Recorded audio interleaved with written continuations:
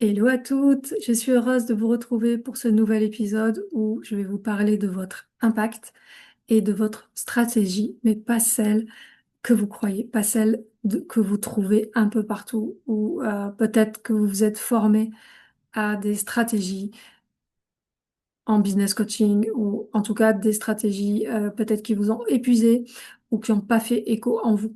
Donc, c'est comment grandir votre impact et la stratégie que vous allez adopter selon qui vous êtes et selon à qui vous vous adressez. Si vous êtes là, c'est que vous avez une activité, que ce soit en libéral, en entrepreneuriat, en fait, on s'en fout du statut, mais que vous avez une mission dans votre cœur qui vous nourrit et vous avez déjà des résultats extraordinaires. En tout cas, vous savez que ce que vous apportez, ça provoque des transformations dans la vie des personnes. Et vous, ce que vous désirez, c'est avoir un impact plus grand, plus fort auprès de cette clientèle qui vous inspire et qui vous nourrit, cette clientèle avec qui c'est fluide, que c'est facile, que vous adorez en fait co-créer avec elle. C'est cette clientèle qui vous challenge, vous excite en même temps. Donc, ça va être important, effectivement, j'allais dire, d'asseoir votre impact, votre autorité pour pouvoir, pour en fait que ces clientes de rêve, elles vous voient en fait. Donc, on va parler de ça, puis ensuite, je vous parlerai de stratégie. Euh, donc, notre impact, c'est le déploiement de notre contribution, hein. Votre impact, c'est le déploiement de votre contribution. Et votre contribution, qu'est-ce que c'est? Votre contribution, finalement, c'est ce que vous offrez au monde.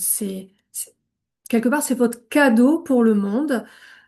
Votre contribution, c'est ce pourquoi vous êtes ici sur Terre. Votre contribution, c'est votre raison d'être, qui vous êtes.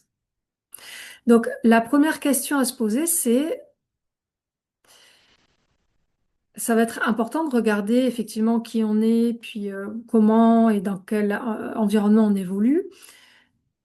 Est-ce que je peux avoir un impact, l'impact que je veux, un impact fort dans ma vie pro, si dans mon corps, si dans ma vie perso, si dans les histoires que je me raconte, dans mon système nerveux, bah, je suis pas bien, je ne suis pas en pleine réalisation, je suis pas en équilibre entre, je suis pas en train voilà, je suis pas en train de vous parler d'une vie de bisounours quand je dis en pleine réalisation, qu'on se sent bien et tout, mais l'idée c'est vraiment cet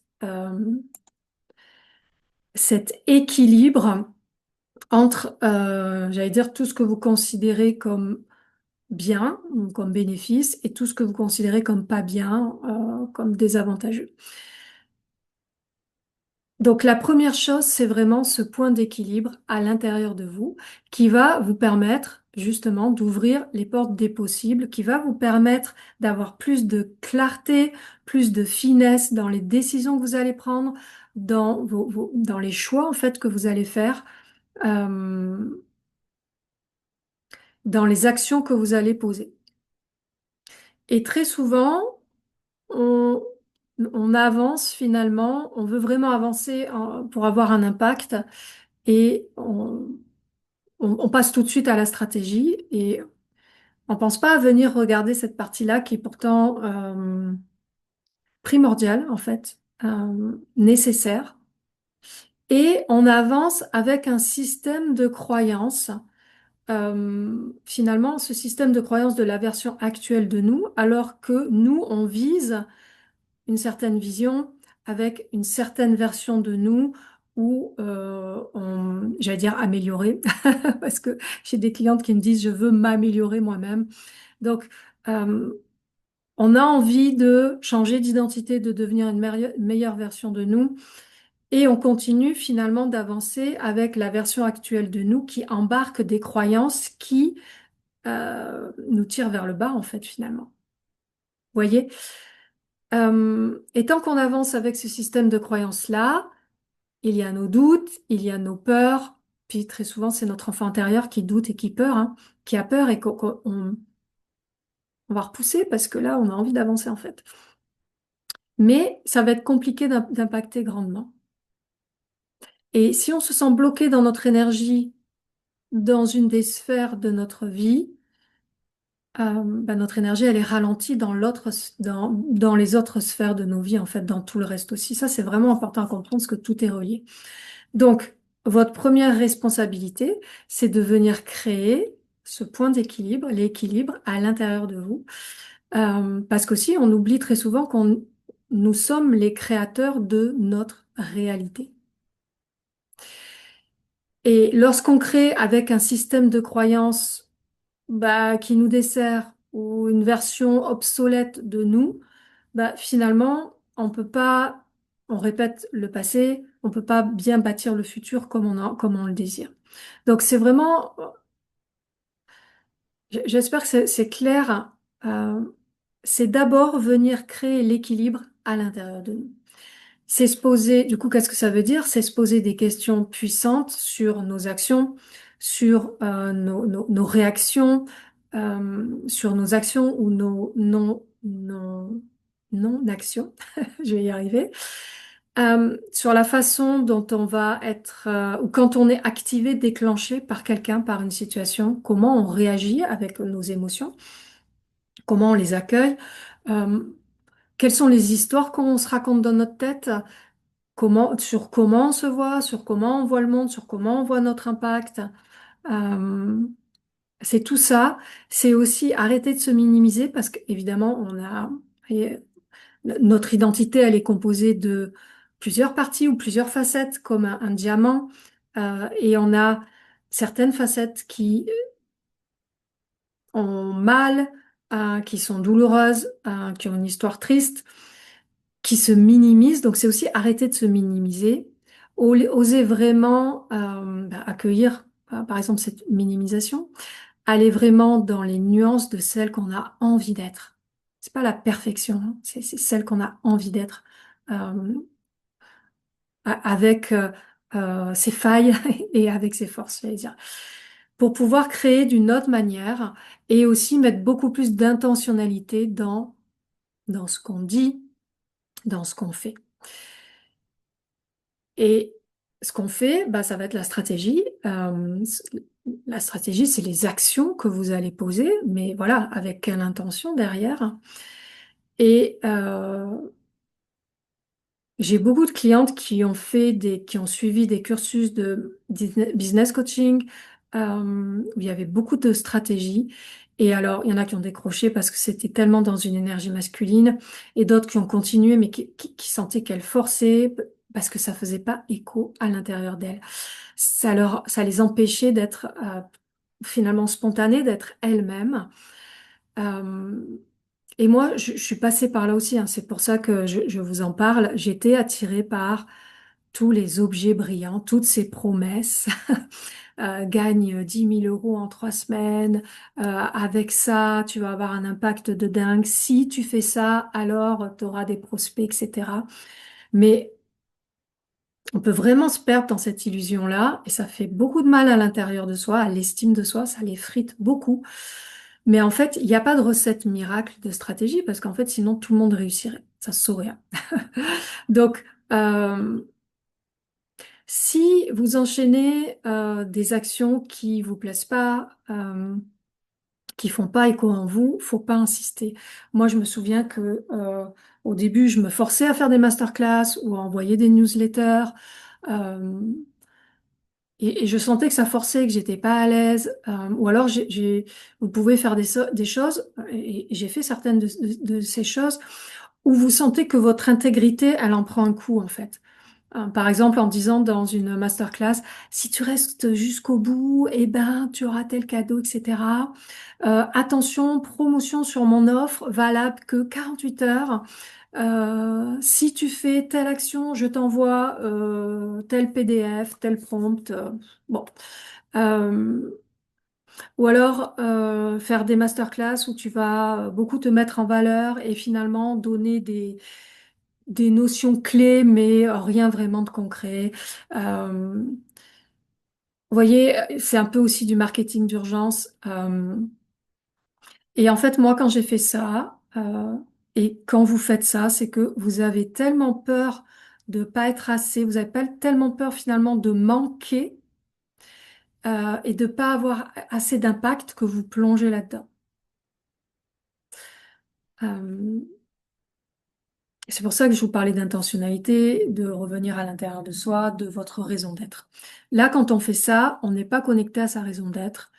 Euh, et c'est une version finalement basse de nous qui a pris le contrôle et qui nous embarque euh, dans les jeux d'eau il faut, euh, même si je fais à contre-cœur, même si je suis pas à l'aise. Et vous le sentez à l'intérieur de votre corps quand vous faites des choses où vous n'êtes pas à l'aise. Et le problème, c'est que on pense qu'en allant chercher à l'extérieur, enfin, on pense que il nous manque des choses et qu'on doit absolument aller les chercher à l'extérieur. Alors qu'en fait, euh, c'est à l'intérieur de nous. Si on avance connecté à notre essence, à notre raison d'être, on, on va savoir quoi faire. Euh, donc, si vous faites des actions qui ne vous ressemblent pas, qui font pas écho à l'intérieur de vous, qui font que vous vous sentez mal dans votre corps, que vous vous sentez pas en joie, que vous prenez pas de plaisir à le faire, n'insistez pas et revenez à l'intérieur de vous, à votre raison d'être en fait. Ce que je disais là en première partie de cette vidéo. Donc, t'as- votre stratégie finalement, c'est de pouvoir prendre de la hauteur sur vous-même et de revenir à votre raison d'être. C'est être aligné à vos valeurs, parce que bah, souvent, si on fait des choses qui ne font pas écho en nous, c'est que on a bousillé certaines de nos valeurs, on les a pas nourries. Euh, donc, aligné à vos valeurs, c'est quoi vos plus hautes valeurs, comment vous les nourrissez, aligné à ce que finalement vous voulez dire vraiment, et pas juste dans un template de poste, par exemple. Donc ça demande de ralentir, ça demande de s'observer, ça demande de s'écouter, de revenir à l'intérieur de son corps. Qu'est-ce qui se passe en fait dans mon corps quand je fais les choses? Ça vous demande, quand vous faites une action, de vous poser cette question, est-ce que ça part du manque ou de la peur? Ou est-ce que ça part d'un désir profond en moi? Est-ce que ça part de l'amour? Est-ce que ça part d'une intuition spontanée qui me plaît? Ça, c'est une question hyper importante pour que vous puissiez vous sentir vraiment intègre dans ce que vous faites euh, et revenir à la joie, revenir au plaisir. Donc, est-ce que c'est finalement les actions que je fais, est-ce que ça répond à ma raison d'être? Et je suis consciente que tout ça, ça nous challenge, c'est un entraînement, puis ça nous fait grandir, ça nous fait évoluer. Donc, posez-vous aussi la question, qu'est-ce que j'aime le plus faire? Tester des choses. Moi, je me souviens, j'avais testé les lives 365 jours, mais en fait, ça m'avait saoulé. Euh, Vous êtes peut-être plutôt vidéo, plutôt post court, plutôt post long, plutôt à la recherche de partenaires, euh, peut-être en moitié physique, moitié en ligne. Euh, c'est aussi se connecter à la version de soi qui a réussi, ses objectifs, ses ambitions là que vous avez peut-être pas la peine dans 10 ans, mais déjà dans un an, et de se demander, mais comment elle fait les choses, comment elle ressent les choses, avec quelle énergie, elle est alignée à sa vérité intérieure, et lui poser des questions, en fait. Euh, c'est elle qui va te guider, qui va vous guider dans votre stratégie unique personnalisée. Et je vais pas la faire une connexion, enfin une méditation à- de connexion à votre vision. Vous pouvez en trouver sur YouTube euh, des superbes. Donc, entraînez-vous à ça et vous le ressentez quand vous êtes bien à l'intérieur de vous, quand vous sentez votre cœur qui bat, quand vous discutez avec elle, quand euh, vous voyez vos réalisations, votre vision, vous vous sentez bien dans votre corps. C'est léger, c'est fluide, c'est facile. Là, vous êtes au bon endroit. Donc, rappelez-vous aussi que quand vous faites des choses qui font pas écho en vous, que vous vous sentez pas à l'aise, ça se ressent dans l'énergie. Les autres personnes, elles ressentent dans l'énergie que il y a un truc qui va pas, quoi. Donc, une bonne stratégie, c'est d'abord bien se connaître, encore mieux se connaître, être connecté à sa raison d'être pour savoir intuitivement quelles sont les bonnes actions, euh, pour moi, quelles sont les bonnes actions à poser. Bien sûr, c'est aussi bien connaître les personnes avec qui vous avez envie de travailler, avec qui vous désirez travailler. J'ai des clientes qui viennent me voir pour devenir la meilleure version d'elles-mêmes, pour pouvoir impacter plus auprès uniquement de la clientèle qui les inspire et pas de tout le monde en fait. Donc,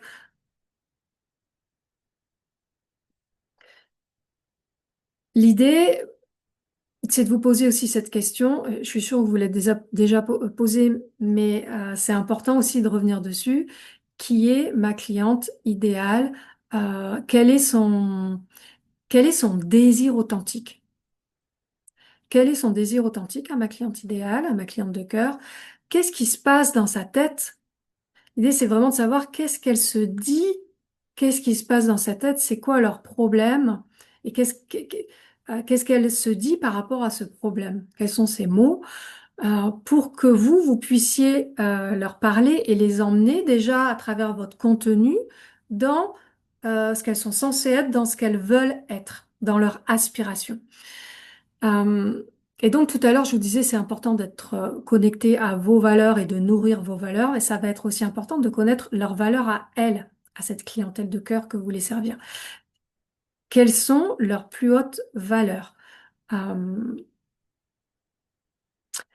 et quand vous avez tout ça, vous pouvez alors, vous allez avoir des idées de choses à mettre en place et vous allez savoir aussi comment leur parler pour qu'elles puissent se reconnaître à travers votre contenu, quel qu'il soit.